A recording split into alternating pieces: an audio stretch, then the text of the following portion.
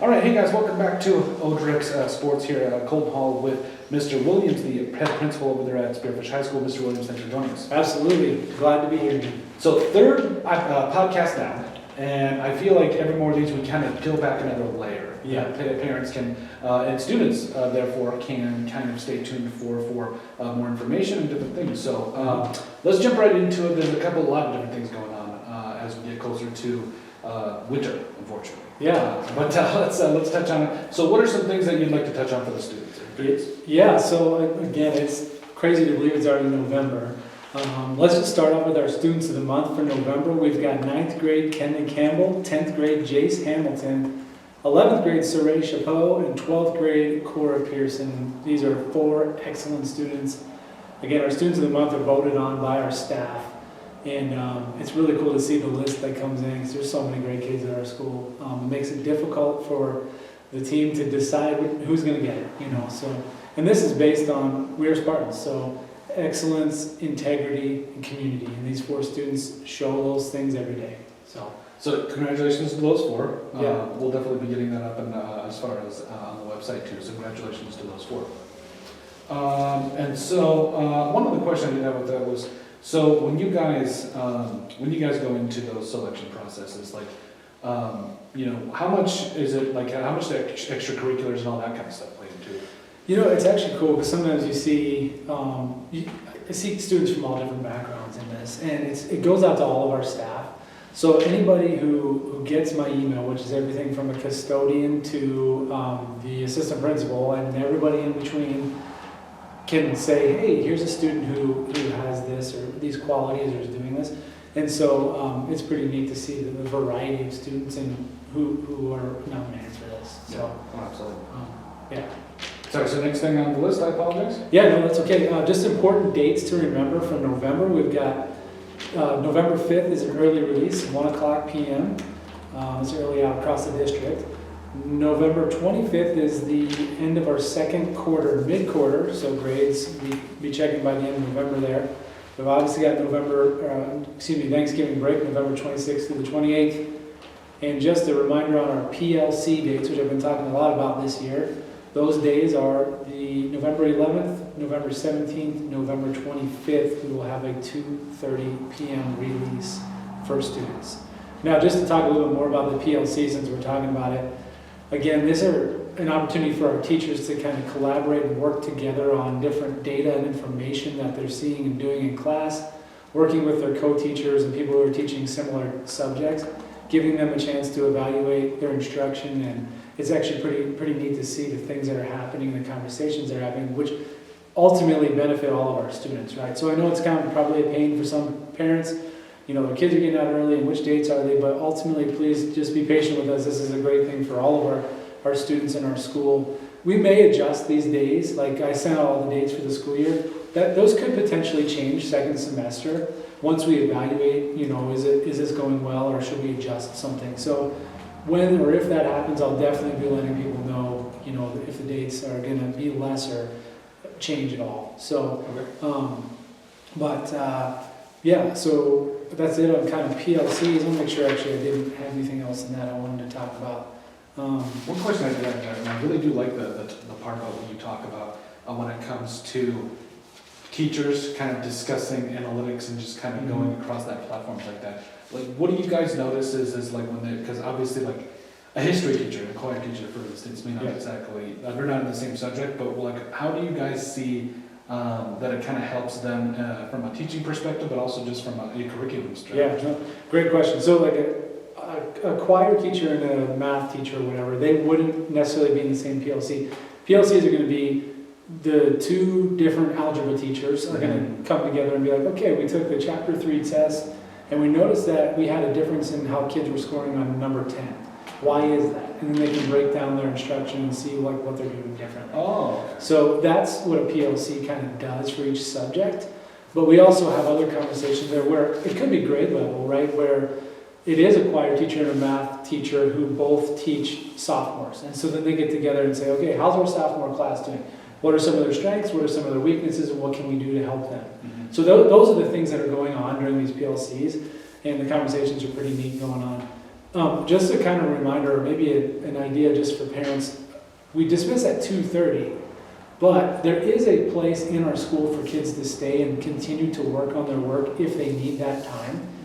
We have a supervised area with staff members available. So just because we dismiss at 2:30, we know some people need to stay and continue getting work done, and we have a space for that. So if your kid is like, hey, I still have work to do, but I gotta leave, they're kicking me out, we're not kicking them out, they can be there, we've got a place for them to continue working on their homework. Oh, awesome, okay. Yeah. What's it kind of like too, as you kind of go along here, when you talk about the different PLCs and everything, and I found that really interesting when you talk about, maybe it's maybe it's algebra teachers getting together. Have you seen any statistics, or have you seen anything where that helps out either planning or in test scores or anything? Yeah, that's great. So that's the ultimate goal, right? We've only been through this a couple times, so okay. It's really hard to have that. yeah, we haven't like pulled in all the data yet, but that is the goal, right? So once we start doing that, that's when we can adjust. Like, do we need to do this less? Are we, or do we need to change how we're doing it because it would be more effective this way or that way? So really, we won't be able to look at that until this end of this first semester. Okay, cool. Yeah. Is there anything that you've just been able to see yourself where it's like, hey, like what have you noticed preliminarily? Yeah, so really good conversations going on between staff members on like, hey, here's a rubric that I've been using that works really well. And then another teacher who's teaching the same thing, they're like, that's really cool. I actually really like how that works and it helps kids.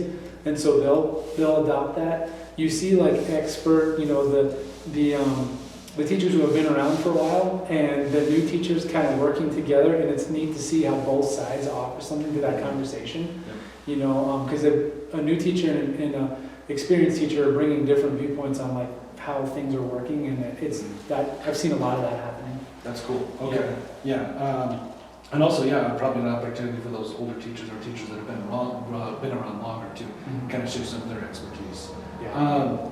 Okay, so another big thing just wanted to remind people of is to stay connected with Infinite Campus. And Infinite Campus is the system that we use to keep track of students' grades and attendance and other important information. So parents, if you are not connected through Infinite Campus on your phones, you can get updates on them that show, hey, my student was late to class, or here's their grades.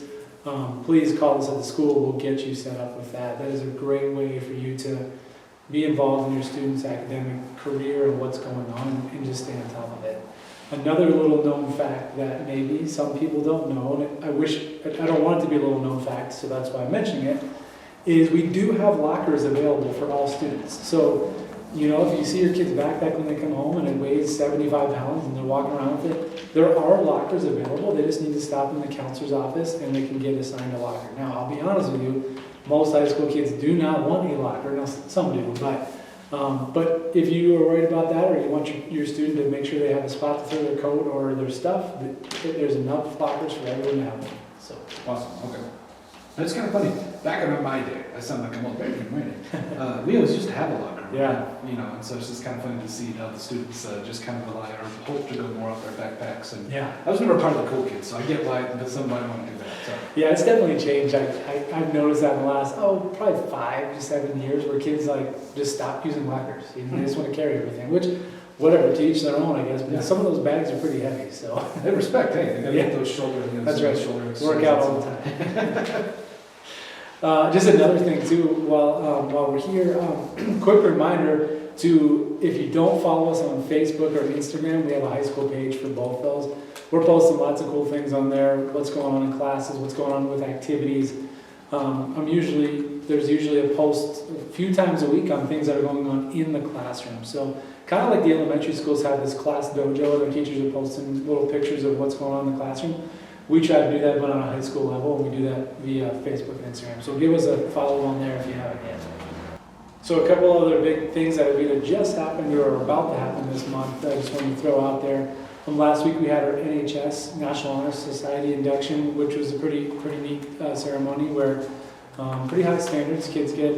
Again, they have to apply and they are vetted through a committee. And so we had that ceremony on, I believe that was last Monday night. And so that was a great group of people to see inducted.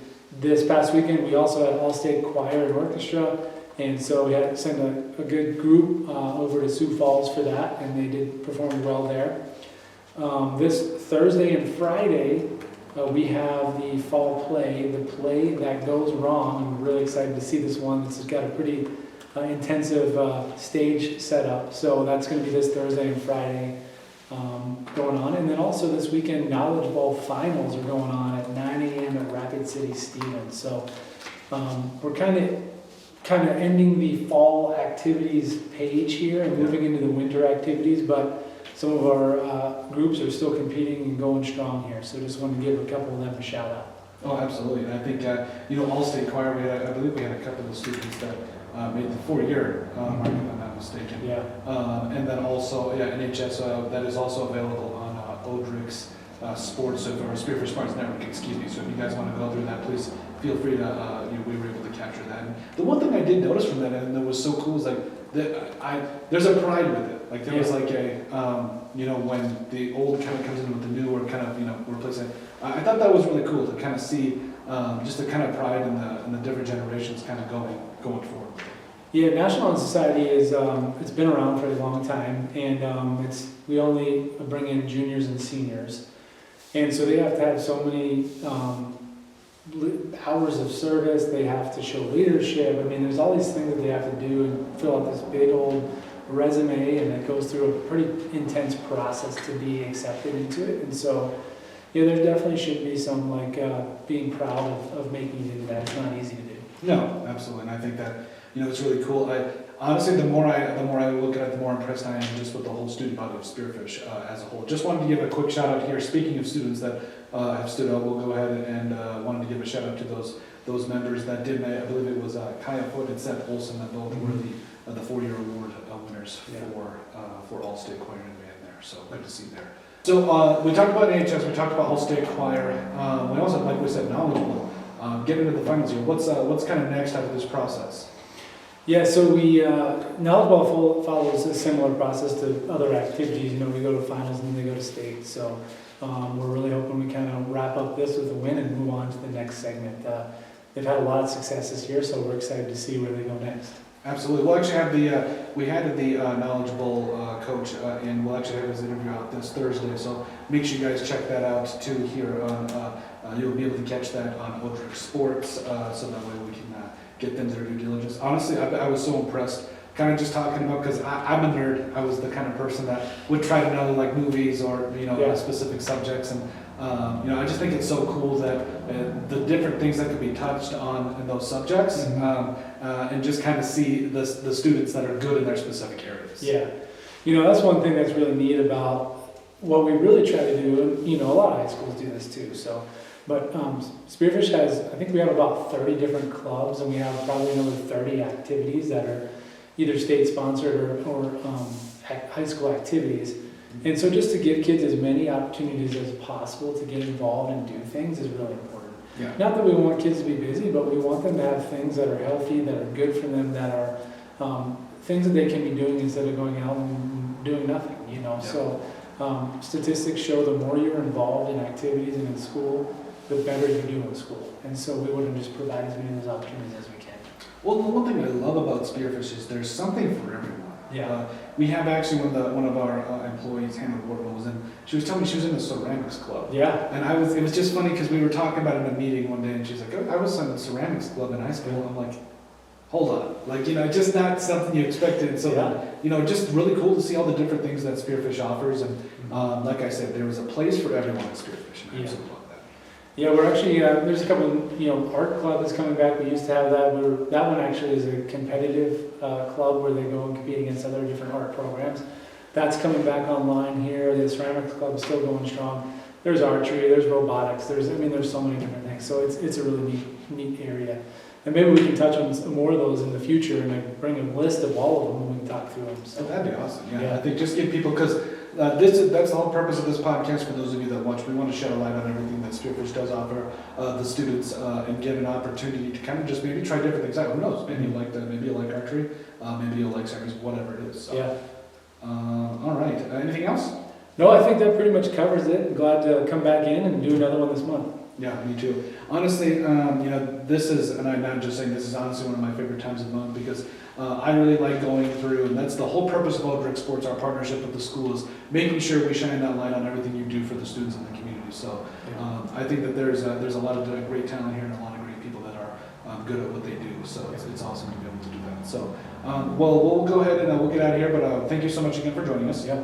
Thanks for having me. Yeah, my pleasure. So then we'll have you on again next month. Make sure you guys stay tuned for all of the things related to Spearfish High School. You can either follow them on Facebook and Instagram. Once again, we'll have that in our descriptions down below, both on YouTube and Facebook.